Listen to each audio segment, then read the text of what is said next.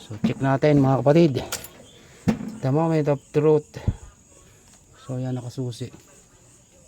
Kaya ako nagtataka kasi kanina nung nag-start tayo, hindi naman bumabagsak yung supply niya. So ayaw mandar. So ngayon, ito na. Tingnan natin kung mapapandar natin. Yo, it's alive. So pagka ganun na nangyari mga kapatid at na ayos nyo na to, so sana bukas ko na to po bubuksan at sabi ko baka starter motor linisin. So ngayon medyo nagduda tayo, hindi tayo mapakali. Tinignan natin to nung ganyunin nga natin kanina yan, nung galagalawin natin, nasunod siya maluwag.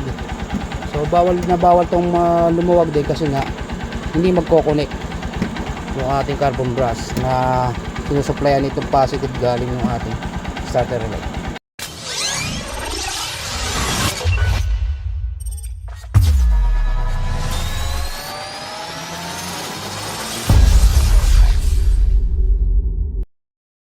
So magandang gabi sa inyo mga kapatid. So meron tayong ito troubleshooting yung aking Supita. Yan sa Primo 150. So okay naman yung kanyang voltahe 12.5. So pinandar natin, kickstart natin. So ganito ang issue. Yan. Ayaw oh. So sa mga ganitong mga senaryo, troubleshooting tayo dito. Mga kapatid, alamin natin kung ano yung main issue. So dito ang ating paggagawa ay hindi hula-hula. So sa loob ng 8 taon mahigit, so ngayon lang sumablay yung ating starting. So malalaman natin yan, buksan lang natin to. Tingnan natin yung kanya starter relay. So nasan kaya starter relay nito? Alamin natin kung ano nagiging problema. So bago natin buksan mga kapatid, yan sinusiuli natin. So ngayon, kung mapapansin ninyo, yan yung ating starter motor. So ito yung positive. So lagay lang natin sa body ground. Tayo ng body ground dito. So pwede na dito sa, yan kahit dito sa kanyang cambio. Dito sa tornilyo. So kailangan pag ito pinindot ko, dapat may lumabas na supply doon sa kanyang starter motor. Pare, naka positive to. Yan. Ito. So kailangan pag nag trigger tayo, kailangan may lumabas na supply dyan. Kailangan umilo to. So yun mga kapatid. So ibig sabihin may supply na lumalabas.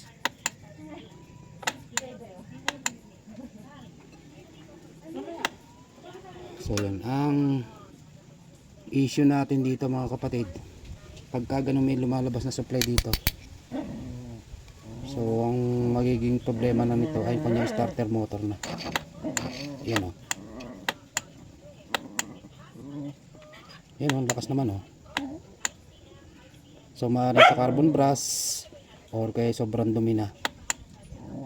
So yan, may supply naman siya lumalabas o. So yan. So titingnan muna natin to kapatid. So may ilaw nga naman. So tingnan natin baka ang luwag. So check natin mga kapatid na higpitan. Baka luwag lang siya. So higpitan ko muna. Mahirap eh, walang nagawak ng camera. So ang gagawin ko mga kapatid, bago ko higpitan, matanggal muna. Tingnan lang natin, nasunod. So tulad nga ng mga kapatid, may lumalabas naman na positive din eh. So maaaring may loose contact lang siya nangyayari. May washer to. Yan.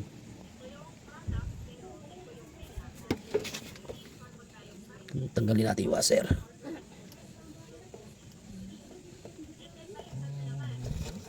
Yan pagta-troubleshoot. So pag rin nalinis natin, hindi pa rin umandar. starter motor na yan. So baka madadali pa natin dito. Siyempre sa pagkakarwas nagkakaroon ng corrosion.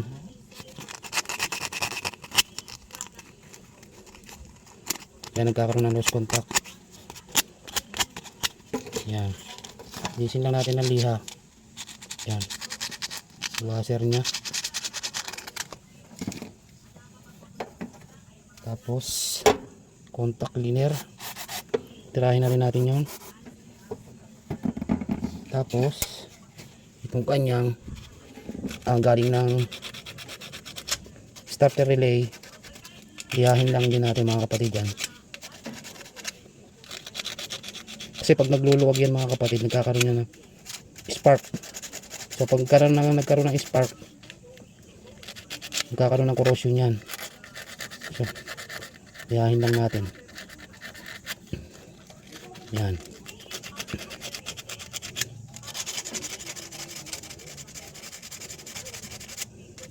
Tapos pagka itinalinis na natin at hindi pa rin gumana, so starter motor na. Ganun lang yan. Pag may contact dito lumalabas positive, naka negative tayo alligator, positive ang lumalabas dito. Pag may power, ibig sabihin okay yung ating starter relay. So ngayon hanapin natin tornilyo na wala pa, gabi na.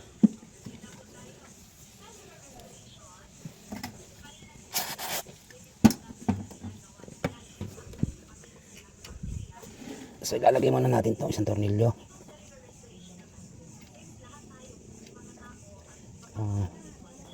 Sabi pitan lang natin.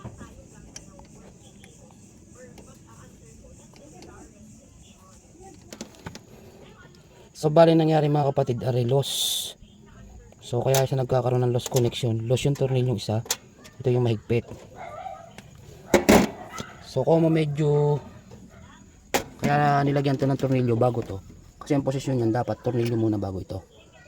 So ang gagawin natin para maiwasan natin yung samba, pagdikit niya sa negative, so nilagyan natin ng isang number 12 na nut para medyo lumayo siya sa body ground, kasi negative yan.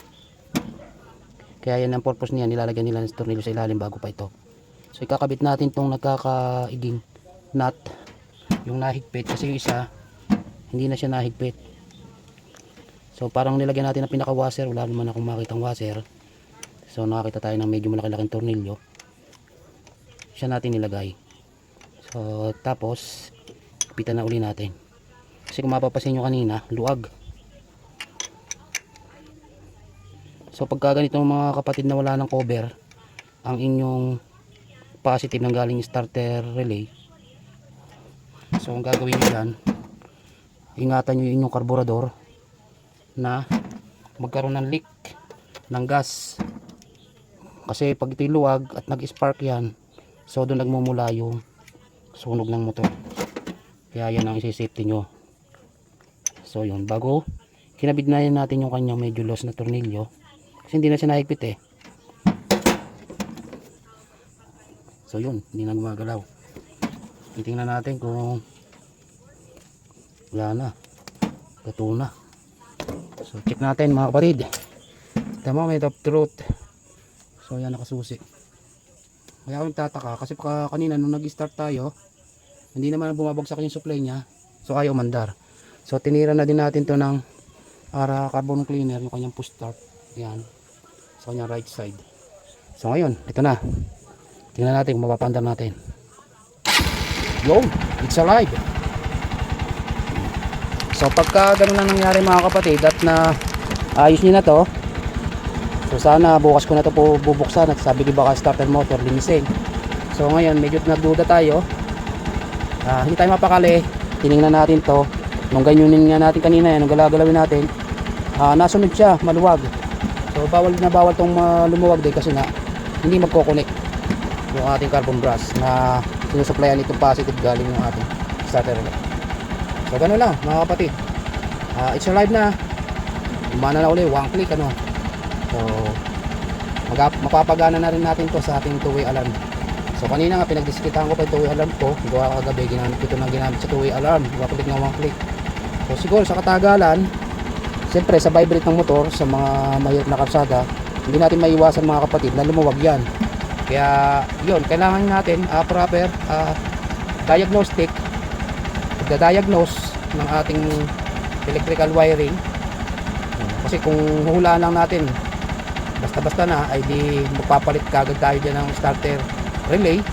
So pag hindi pa rin napaandar at ito nga ang problema, so lilinisin ng starter motor bagong nalinis at hindi napansin itong luwag o pinabayaan, sa pati starter motor papalitan ninyo. Pero ang problema lang naman ay lost connection. So ganun lang, proper diagnose lang. Maraming salamat mga kapatid. Yan, pakisuportahan yung ating munting vlog, yung ating channel. So magandang gabi po and God bless.